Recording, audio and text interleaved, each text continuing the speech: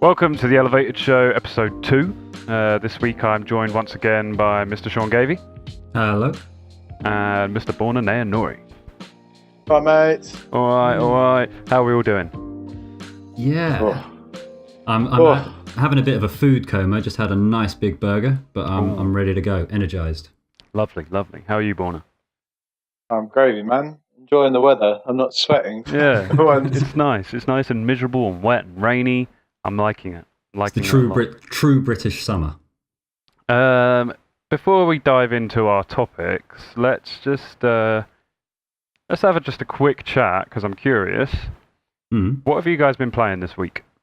Put you on the spot. I've been playing what's it called? This game called Door Kickers. I have seen this. It's don't know anything about it. It's like it's kind of like my favorite type of game. It's like a tactical strategy game. Yeah. I think it was originally designed for iPad. You have like guys, you place them against places, and they breach and clear rooms and shoot bad guys. And you can get them to do synchronized movements and throw flashbangs in and stuff. So that's pretty cool. So do you play it? So it's not a first-person shooter; it's a tactical. No, you're like the orchestrator, like a real-time strategy sort of thing. Yeah. Is it similar, in a similar vein to like XCOM? Yes, except it's over the top 2D, very similar to XCOM, except it's more about being a tactical military shooter. That's awesome. It's really rad. And the only other game I've been playing was Saints Row 4. Oh, nice. That was £2. Curious on Door Kickers, how are the missions and how long is each mission? So, like, for example, the first mission is 16. Well, you can complete it in 16 seconds. Okay. Game time. Then there are, once you get your squad in like inverted commas to a high enough level, you can then do campaigns which have like a sort of progression or like tangible narrative. Nice. But until then, it's like scenarios, and you can make missions and stuff. But if like not to be a complete salesman, but if that sounds like your kind of cup of tea, and you want like a quick game to play on like a laptop or something, it's on sale for like £2. Nice. I think I might have to look into getting that. Yeah. I'm really interested in quick games that I can jump in and jump out of at the moment. Yeah. I think that's a sort of a credit to our age now. Just having games that you can just jump in and out of. For that very reason. Which is why I've been playing a little bit of Enter the Gungeon. Okay. Although I haven't been able to defeat any of the bosses, I'm actually having a lot of fun with it. It's just sort of bang your head against a wall fun. See, we picked this up together this week. You've picked up on PC and I picked up on the Switch. I have probably played the game now for, I don't know, hour and a half, and I hate it, but I love it. It's one of those, exactly. As a matter of fact, I don't know if I love it. I'm on the fence. Like, the art style is brilliant. Style is fantastic. I like what it's trying to do, but it's just, I feel like it's obtusely difficult and frustrating. Amazingly so. Apparently, the game, like, if you are to just sort of defeat the bosses and carry on through, apparently the game is relatively short. But I can see that. It's something I'm willing to throw myself at and get a head wound from bashing my head against the wall, so to speak. But I mean, I'm yet to really sink my teeth right into it, because as I said, I still haven't managed to even beat a boss. But what can you do? Yeah, I mean, I beat one boss, got to chapter 2, and then died and realised I had to start the whole thing over and over again, and that pissed me off. It's a roguelike, and is it? Yeah. Oh, damn! That kind of kills my mood. Then I don't want to. So you just like start again, and is it like randomly seeded? So you like pick up like a really OP weapon. Yep. So you're like, oh, cool! I've got a decent run this time. Completely RNG. So you can play. You can have eight. If you play 10 times, 8 of those runs you can have completely shit drops. Therefore, 80% of your time, you're gonna have a real shit time. Yeah, and sometimes you'll just like get down to like half a heart of health, and you don't have enough bolts or bullet casings, to buy more health, or you haven't even found the path to the procedurally generated shop where you can buy more health or something. So it does become a tad laborious, and sometimes some playthroughs are easier than others. But there's something about it that's just so endearing that makes you want to go back. So yeah, I rate that game, and I think it was on sale in the Steam sale. I'm not sure if it still is though. I'm afraid. It's one of the few genres in video games that I'm just not a massive fan on. Is a roguelike game. Like I don't like having to start everything from scratch all over again. I find that so frustrating. Like people love it, I hate it. It's like sports games. People love them, but I hate them. Yeah. Speaking of, actually, I was also playing a bit of Super Mario World. You remember 1989's Game Boy edition of Super Mario? Yes, the good one. Yeah. The good one. Enjoying it? I hadn't played it in a long time. I couldn't get past the water level. That's brilliant. That's brilliant. Yeah. I've got a quick one. Go on. So, know what you're playing now. What's one game, if you had a couple of quid spare, you'd like to buy and play and try out? Oh, I don't know. Doom. Off the top of my head, Doom. I've never played the new Doom, and it's one that I've kind of sort of seen on sale, but just never had the cash to really buy at that time. Mm. And it's on Switch, and I would love to get my quick side note. Switch is broken, off for repairs tomorrow. Hey. Very, very sad, but I may pick it up on Switch when I do get that back. Nice. Okay. Yeah, I mean, in terms of like a game which I don't know, because if there's something that I want to play, I pretty much buy it. And that's why my backlog is silly, because I'll go, that game looks... I mean, today, like, I was just browsing the internet, and then I saw Metal Gear Survive, and I don't have the time for that game. And I was so close, and it was like, I found it for 11 quid, which is the cheapest it's been in history so far, and I was just like, yeah, maybe, and then I was like, nah, do you know what? What's the point? It's only going to get lower, Brett. Come on, that game was pretty bad. I mean, I played it with you on the beta. I couldn't get behind it. I mean, if I find it for a $5, I'll buy it. The game mechanics of Metal Gear 5, but it just felt laborious. It did feel a tad laborious, just hitting things with a stick, putting up fences, and then repeating. I've been playing some No Man's Sky this week. Yeah, and I was playing that with you. They did their massive update, didn't they? Yeah, No Man's Sky Next. Yeah, allowing the co-op that they originally promised 2 years ago. And I'm still not sure if I'm convinced. If I'm very honest. Oh, don't say this. Don't say it. Yeah, I literally bought it like a couple of hours ago. I've been. I mean, it is amazing. It is fantastic. It is something that I think a lot of us have always dreamt of in video games. It is that. I mean, but I'd like to see where they are at it in another year's time. And that's not really what you want for a video game. It just feels like an early access game that they released years early. I don't think it's going to be massively different in a year's time. I think where you're at now with No Man's Sky Next is pretty much your bulk of what you're going to get from the game. There isn't going to be some massive DLC post-content or anything like that. It is what you get right now. And what you get right now is the ability to fly around in space and fly around on planets to just do the same tasks over and over again. It is go plunder resources, get as much as you can, build up your own little base, only to then travel 500 light systems away to a new planet and do it all over again. There are tasks and quests that you get given, but they're really not fleshed out. It'll be really mundane tasks like, all right, go to a planet and slay 16 animals.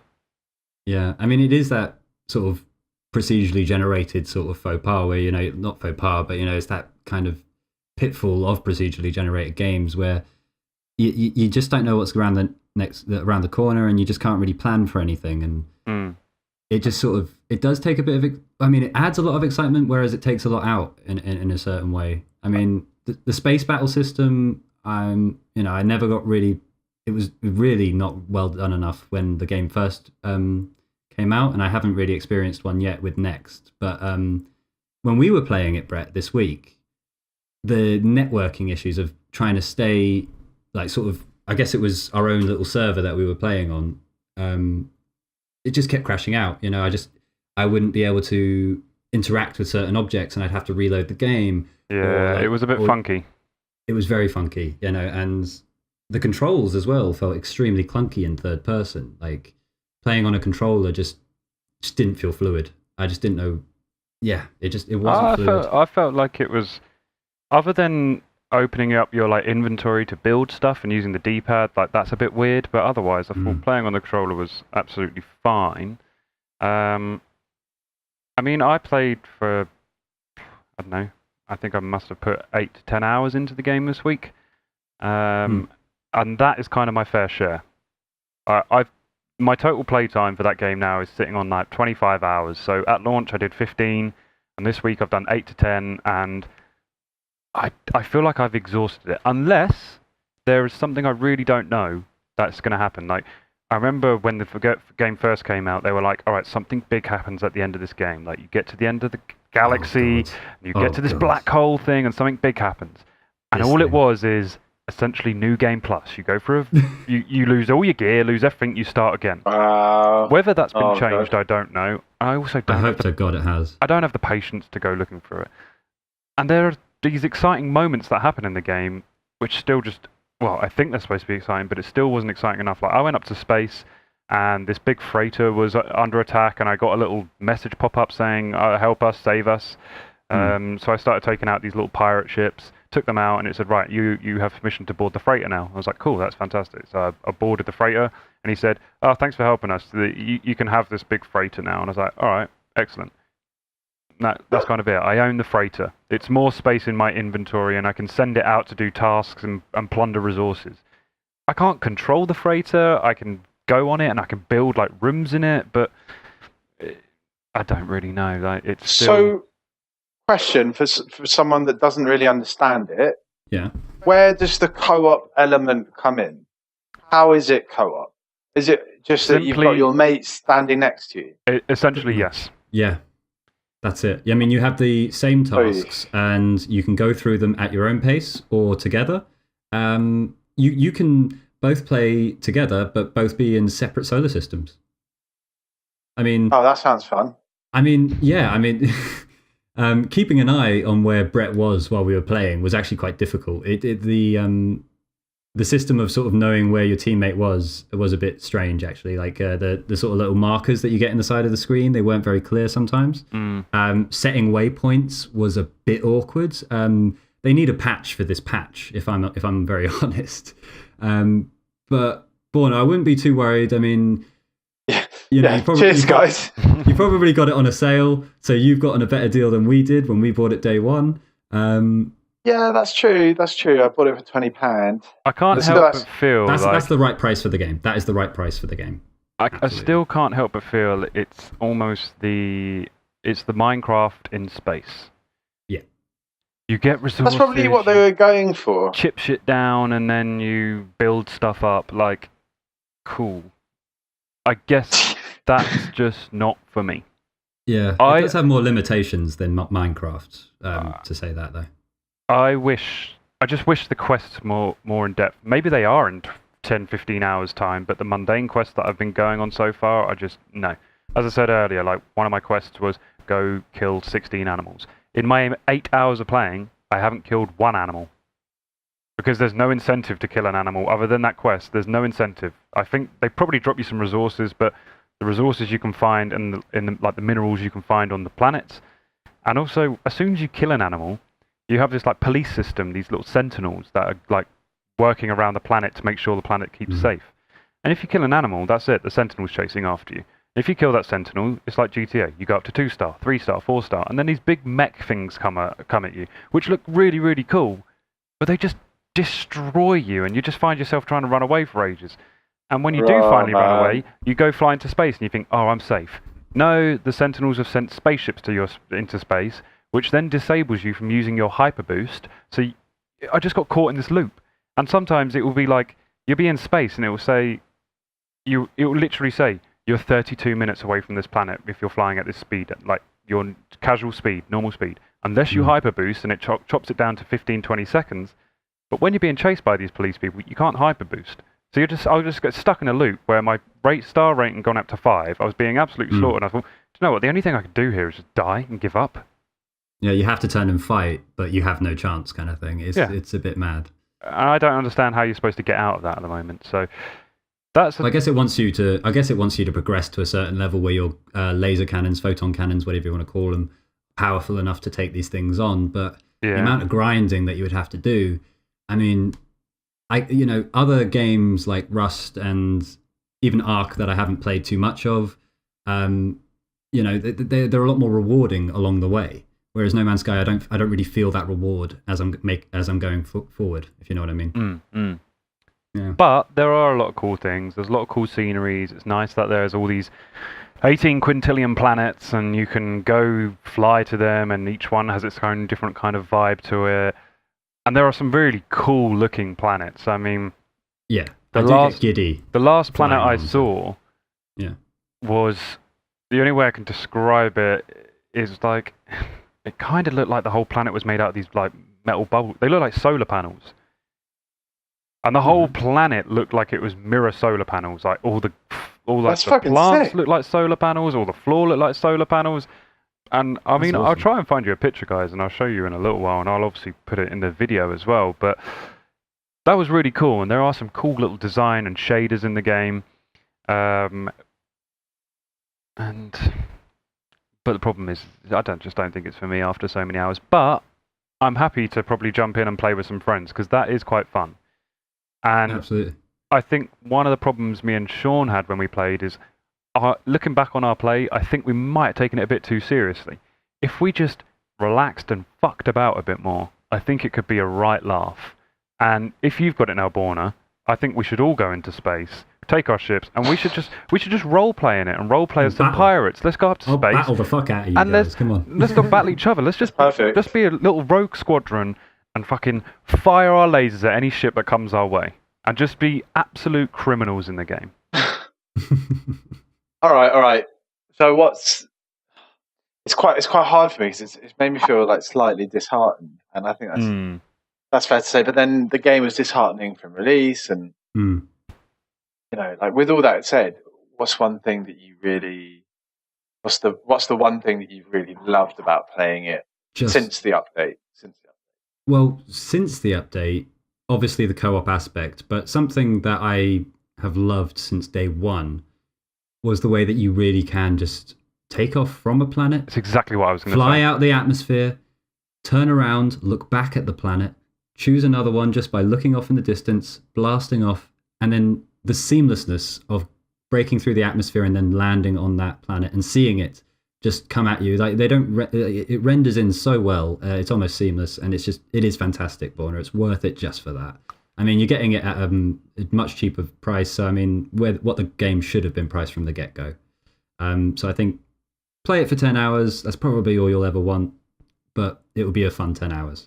But you never know, like each to their own. You might really, really love the base building aspect of it, Borna. So we're saying, play for 10 hours, that's all you're going to get. But you might absolutely love it. And you might find yourself 60 hours down the line, conquered 300 planets with Borna 1, Borna 2, and renamed them. That's another thing you do. You find a planet that hasn't been found, you can rename that, and that's your planet. And then everyone in the whole world, if they go to your planet, they will see that name being Borna 1. Can it be profanities? It can be profanities, but you could get... But... It says at the very start, putting profanity text may get you banned. It's kind of worth it. Just to piss off Sean Murray, just a little bit. Yeah. I actually saw, I don't use it, but I saw his Twitter post where he posted the review, and it was like, "We mixed reviews now, boys," or something like that. He's quite a funny guy, actually. Now he's come out his shell a bit more, and he's got his big pants on again because he's like, "Oh, we've released this update." He's a funny guy. That's it, innit? So like they obviously got some Megacorp deal from Sony. Sony were like, "Yeah, this is the game you're going to make," or like, we're gonna pay it, and this is how much time you have to make it." I fully believe that they weren't trying to sell people short. I think no, not at all. I just think it needed more time in the oven. Exactly. Oh yeah. Just needed I think after the bad brown launch, the sides, like just crisp it up a bit. Yeah, and I think after the bad launch, they lost a lot of the team. I think as well. Maybe. I think a lot of the team did did leave, and they've hired a whole new bunch on. And I imagine Sean Murray's got a PR team watching his every fucking move now. So One thing I do like about the update is you can now actually, well, because it's third person, you can see your character, which then leads you to be able to customize your character. And there's like 5 different races, and each different race has like 5 different heads, 5 different torsos, trousers, etc.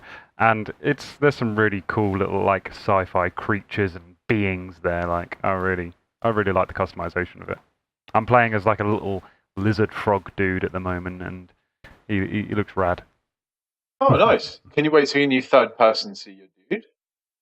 oh yeah, Party on, boys. What? I'm gonna be the tentacle spaceman. It's gotta happen. But yeah, I mean, I'm happy. I want to jump in and play with you on that game as well. So give me a shout. no, absolutely. We'll definitely jump into that. Absolutely. Cool. Okay. I mean, kind of going off of that is what I want to talk about this week, and it's what do you look for in a game? At the moment, what are you guys looking for in a video game? Because I'm becoming quite. I don't know. It's not. I'm becoming quite fatigued in video games, but I'm not at the same time. I'm just having a real moment at the moment where my patience is quite short. So we did touch on this a little bit in the first episode when we talked about The Witcher and Cyberpunk and how these big giant games are just becoming harder and harder to play due to time constraints. But I don't really want to so much talk about, I haven't got enough time to play this game and I haven't got much time for that. I just genuinely want to know, what are you looking for in a game at the moment? Do you want a sci-fi game? Do you want a medieval game? Do you want a tactical espionage game? You know, what are you guys looking for at the moment? More time. More time. More time to play video games. Let's not talk about time. Any answers with more time? Okay, if that's a bad one, I've been getting more old manny recently. I've been really into my like simulator games, Cool.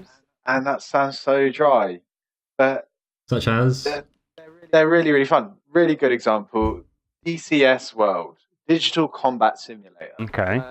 It's a flight sim game, right? It's like a flight sim sandbox universe in some ways, where You pay hundreds of pounds for a plane.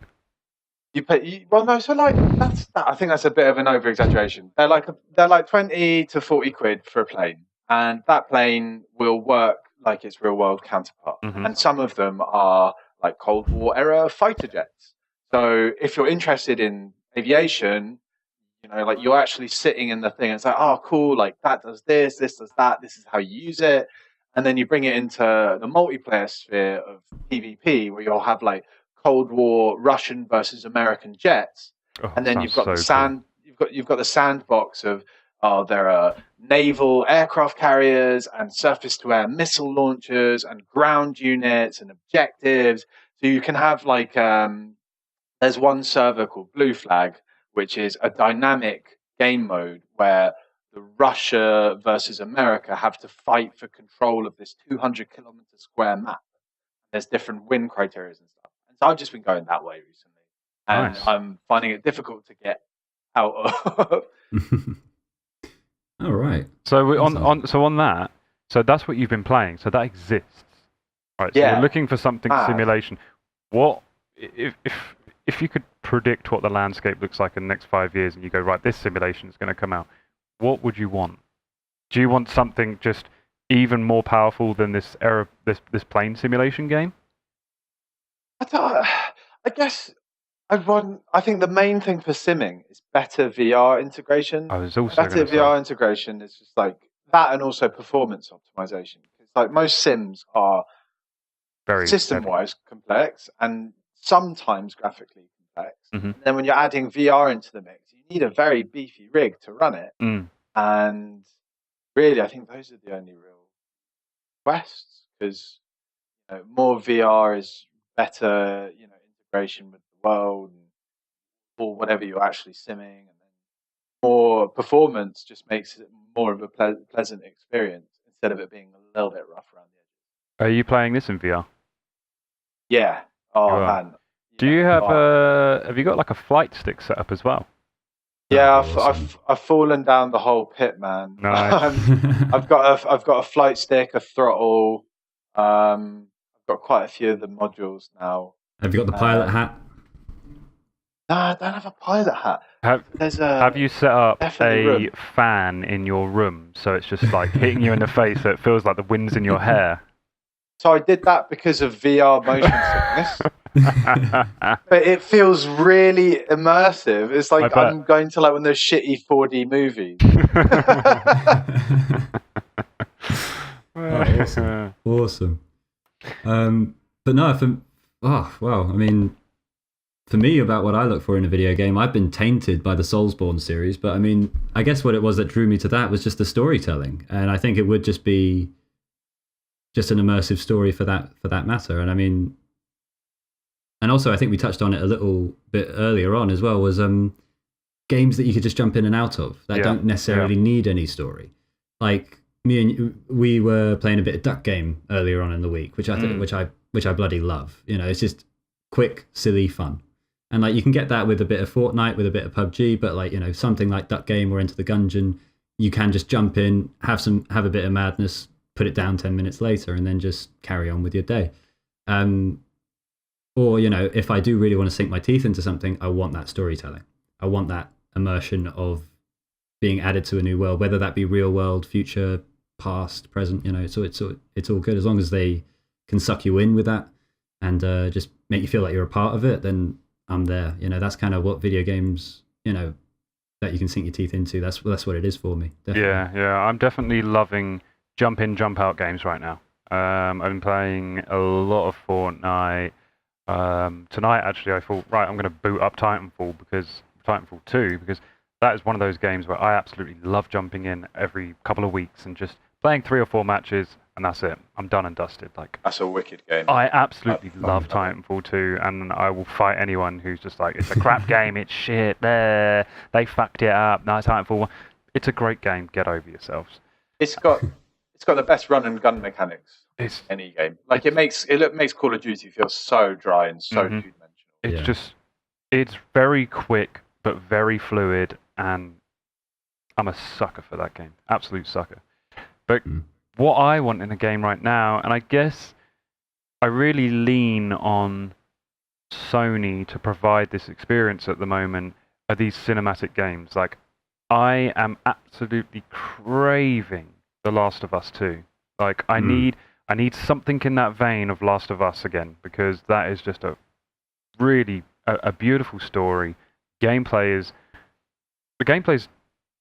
I want to say top notch, because there's nothing too intense about it. It's not overly complex, it's not overly dumb, but it's got that perfect flow of movement. So I'm really craving a cinematic experience, and I'm kind of hoping that Spider-Man next month can kind of fill that void. I really hope it has a strong story part to it, and I'm hoping Sony have pushed Insomniac to kind of say, right, we need a story. Well, I don't think they've probably pushed them so much, but I really hope it has a strong story side to it, because that's what I want at the moment. Because I've been playing so much jump in, jump out, I'm like, I need something with a bit more weight to it at the moment. So yeah. I want Spider-Man to fill that gap next month. And on top of that, I'm really looking forward to The Last of Us 2 and Death Stranding. Like, I don't know what Death Stranding is going to be other than a delivery game, but I have faith in Kojima 24/7. Absolutely. I mean, back to Spider-Man very briefly. I mean, I played a couple of the Amazing Spider-Man games, you know, the sort of games that were offshoots of the movies.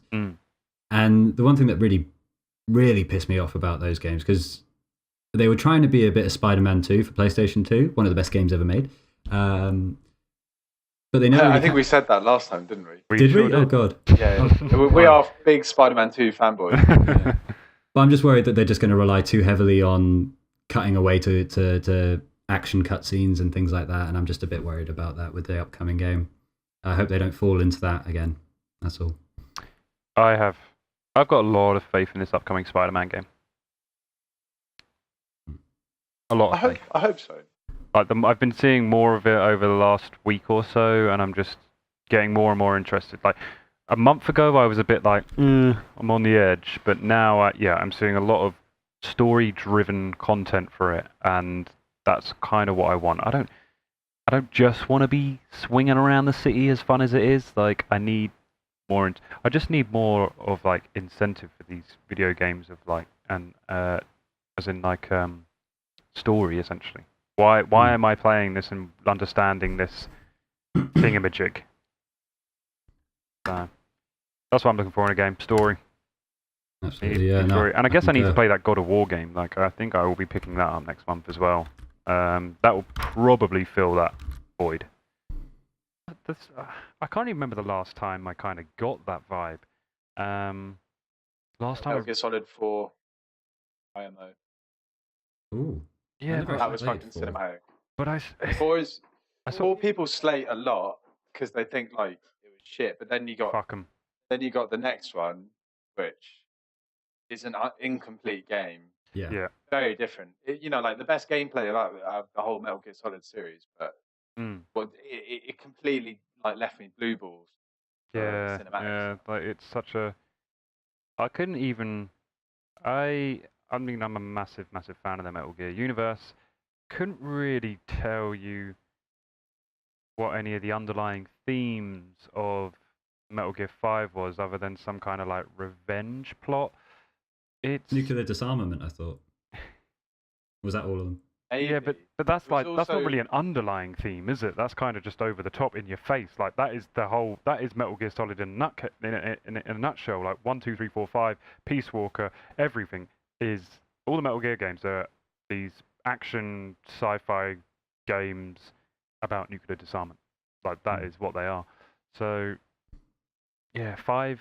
I love 5. I can't. It feels bad to say something horrible about it because I do love it, but it's just wasn't Mr. Kojima's strong point. Let's just blame Konami, all right? Oh yeah, without doubt, it was all their fault. But let's not go down that path. No, we'll be here all night. Yeah.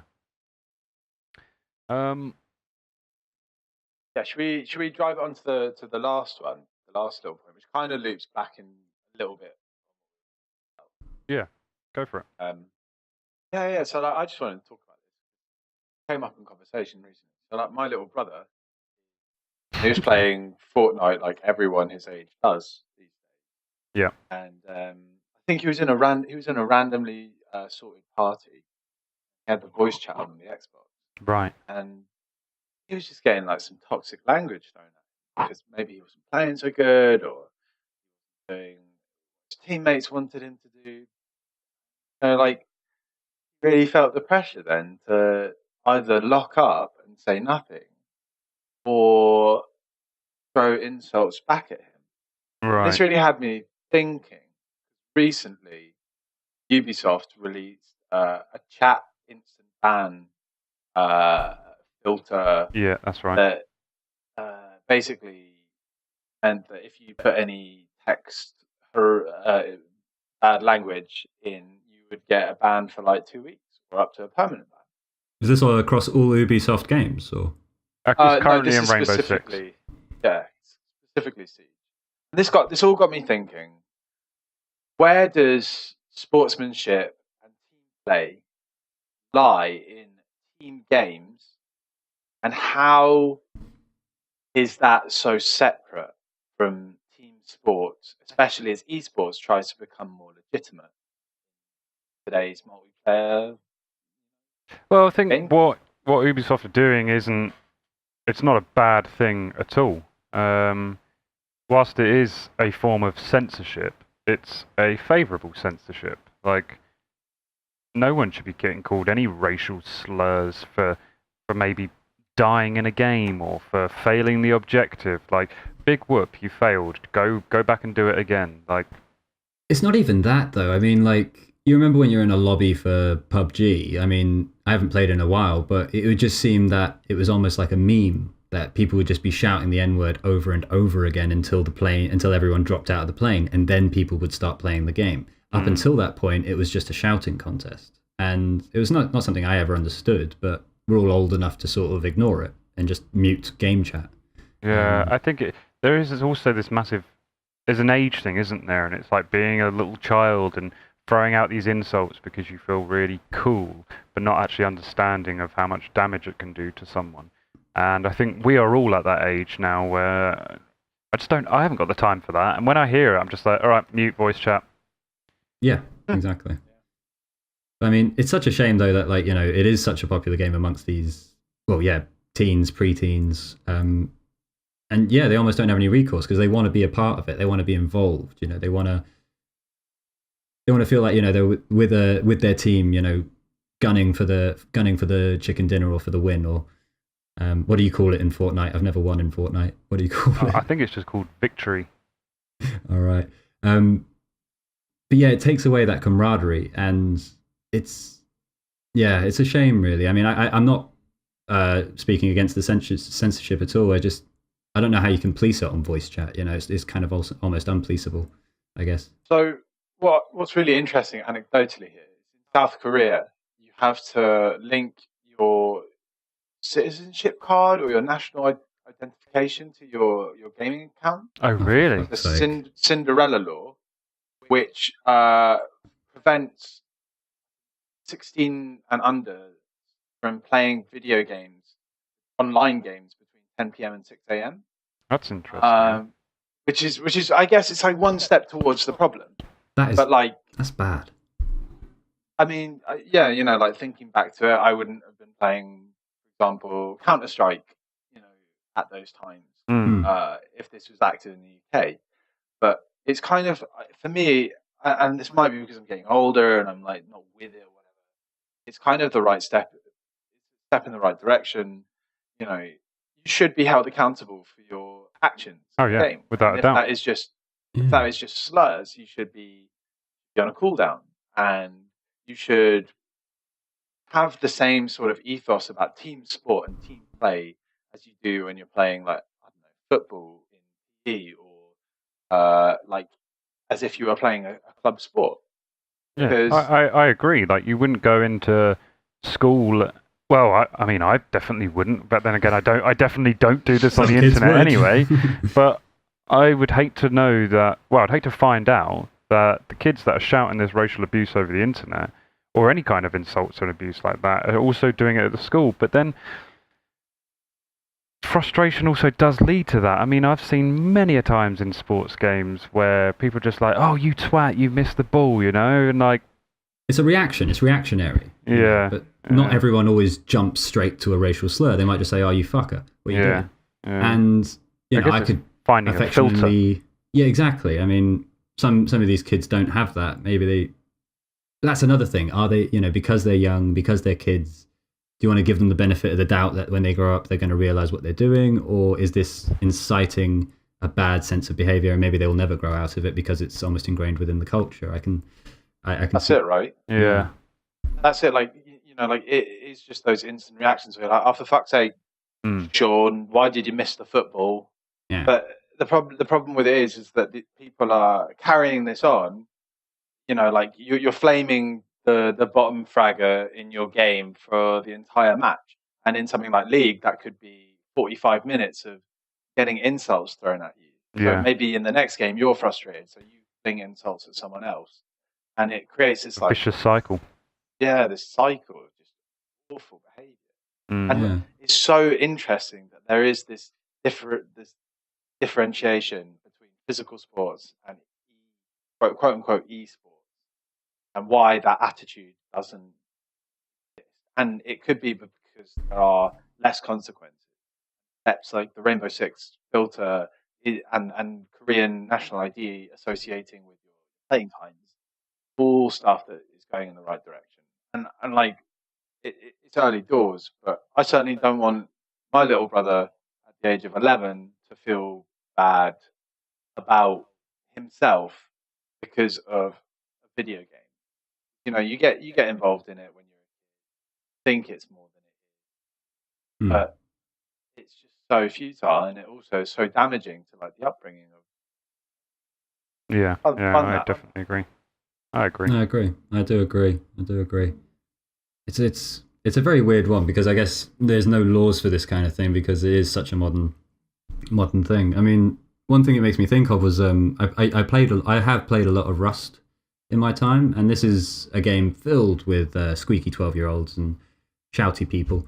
I jumped into the game having seen some videos of people having very friendly, funny encounters, and I just, I loved the aspect of that, and I wanted to jump in and get involved in that myself,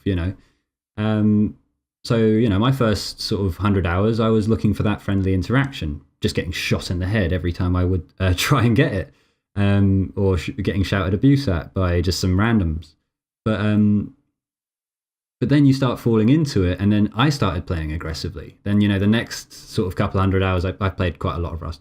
But the next couple 100 hours, I would start playing aggressively and just start killing on sight and start forgetting about that friendly aspect and just sort of playing as I saw everyone else was. And this is sort of on a micro scale, I guess, of what we're talking about. But it's still part of it, though, isn't it? Exactly. It's kind of like it's part of the problem. It is, yeah. And I mean, although the game is kind of centered around aggressive play, essentially. Exactly, it is. But I mean, the interaction is kill or be killed. That. Yeah, but I mean, if you lose that interaction, you need to have it. They need to kind of go in tandem, and I think there needs to be a line drawn in the sand of how far is too far, etc. Yeah, I agree. So the moral of the story is: don't be a twat on the internet. Don't be a twat. Or stay in school. Alternative: can't find the people and beat them up when you're frustrated. Don't play multiplayer. Yeah. Absolutely. I think that kind of rounds it off for this week of the show. Oh yeah. I think we had some good discussion points there. Before we head off, I just want to do a little bit of house cleaning, essentially. Housekeeping. So originally, I think we wanted to make this show I think we should have probably done the housekeeping at the very beginning of the show, but fuck it. Might as well make a mess in the house and then clean it up. Originally, we wanted to do this show on a weekly basis, but due to real life. Yeah, due to real life, and we have time constraints on life, that's a bit difficult. So I think we'll probably make this a monthly show and see how it goes. Yeah. And also, just a quick note to anyone who's made it this far in the show is there is a competition running over on Twitter at the moment where you can either win a copy of Destiny 2 or Ghost Recon Wildlands on the Xbox One. Head over to @TheElevatedShow. No, sorry, my bad. @Elevated Show. And it's all over there, and you can get involved and have the opportunity to win one of those games. That closes on August the 10th. And I mean, all I have to say now is see you later. And we will be back a couple of weeks' time with some more topics, I guess. So that's about it. So it's a good night from me. And a good night from me. Peace out.